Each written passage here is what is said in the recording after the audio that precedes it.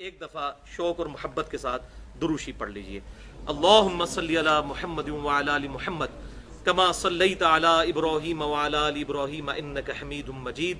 اللہم بارک علی محمد وعلی آل محمد کما بارکت علی ابراہیم وعلی آل ابراہیم انک حمید مجید. بھائیو، صلاۃ التسبیح اہل سنت کی بڑی بڑی 4 کتب کے اندر صحیح سند کے ساتھ موجود ہے. سنن نبی داؤد میں انٹرنیشنل نمبرنگ کے مطابق 1297، جامعہ ترمذی میں 481 نمبر حدیث، سنن ابن ماجہ میں 1386 نمبر حدیث اور المستدرک للحاکم میں صحیح سند کے ساتھ 1192 نمبر حدیث. ان 4 کتابوں میں صلاۃ و تسبیح کی فضیلت اور اس کا طریقہ. امام کائنات سید الاولین والآخرین شفیع المذنبین رحمت للعالمین سیدنا و مولانا امام اعظم محمد رسول اللہ صلی اللہ علیہ وسلم نے اپنے چچا عباس ابن عبد المطلب رضی اللہ تعالی عنہ کو مخاطب کر کر ارشاد فرمایا.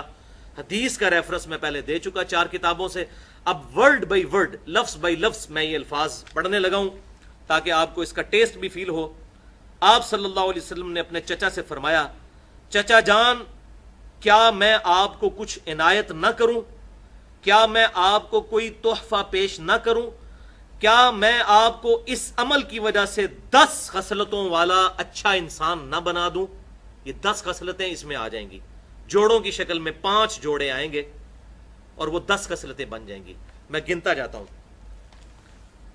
تو پھر آپ صلی اللہ علیہ وسلم نے ارشاد فرمایا کہ جب اے چچا جان آپ یہ عمل کر لیں گے تو نمبر 1 اللہ آپ کے اگلے اور پچھلے، نمبر 2 پرانے اور نئے، نمبر 3 جان بوجھ کر کیے یا انجانے میں کیے، نمبر 4 چھوٹے اور بڑے، چھوٹے اور بڑے کبیرہ بھی، اور نمبر 5 چھپے ہوئے اور ظاہر تمام گناہ معاف کر دے گا.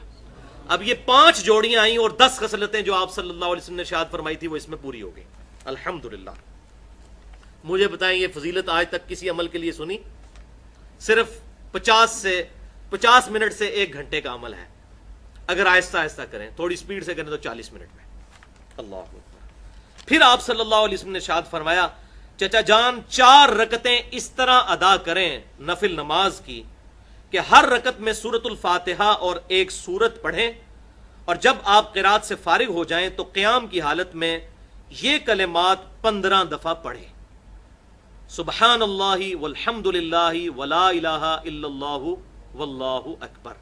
بس یہ ایک جگہ ہے جہاں پر 15 دفعہ پڑھنا ہے، باقی پوری نماز میں 10 دفعہ، قیام میں 15 دفعہ، سورت سے فارغ ہونے کے بعد رکوع میں جانے سے پہلے. پھر آپ رکوع میں جائیں اور رکوع میں انہی کلمات کو 10 مرتبہ دہرائیں. پھر رکوع سے اٹھ جائیں اور 10 بار یہی کلمات پڑھیں. پھر سجدے میں جائیں اور ان کلمات کو 10 دفعہ پڑھیں. پھر سجدے سے سر اٹھائیں، یعنی دونوں سجدوں کے درمیان جو جلسہ ہے اس میں 10 مرتبہ پڑھیں. پھر دوسرے سجدے میں جائیں اور اس میں 10 مرتبہ اس تسبیح کو پڑھیں. پھر سجدے سے سر اٹھائیں اور قیام میں جانے سے پہلے، یعنی جلسہ استراحت کے اندر دوسرے سجدے کے بعد پھر بیٹھ جائیں، جو ہم بیٹھتے ہیں. لیکن عام نمازوں میں اس میں کچھ تسبیحات نہیں پڑھی جاتی، لیکن صلاۃ و تسبیح میں اس دوسرے جلسہ استراحت میں یہ 10 دفعہ پڑھیں گے.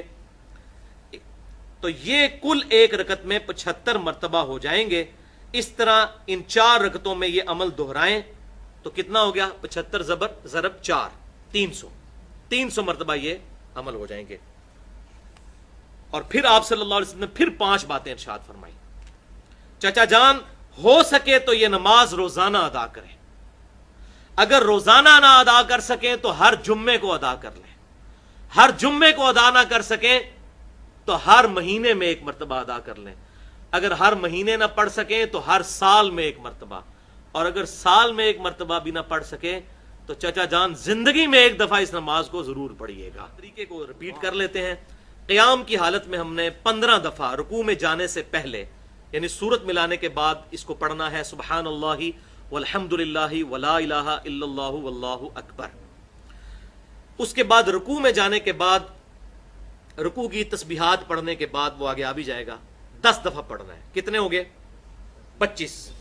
پھر رکوع سے سر اٹھا کر ربنا لک الحمد کہہ کر 10 دفعہ، 35. پھر سجدے میں سبحان ربی العلیٰ کے بعد 10 دفعہ، 45, پھر 2 سجدوں کے درمیان رب اغفر لی پڑھنے کے بعد 10 دفعہ 55، پھر دوسرے سجدے میں سبحان ربی الاعلیٰ کے بعد 10 دفعہ 65، پھر دوسرے سجدے سے سر اٹھا کر پھر بیٹھ جاتے ہیں جلسہ اس طرح جس کا بخاری میں حکم ہے 6251 نمبر حدیث میں. تو یہ ہو جائیں گے پھر 75 مرتبہ. جب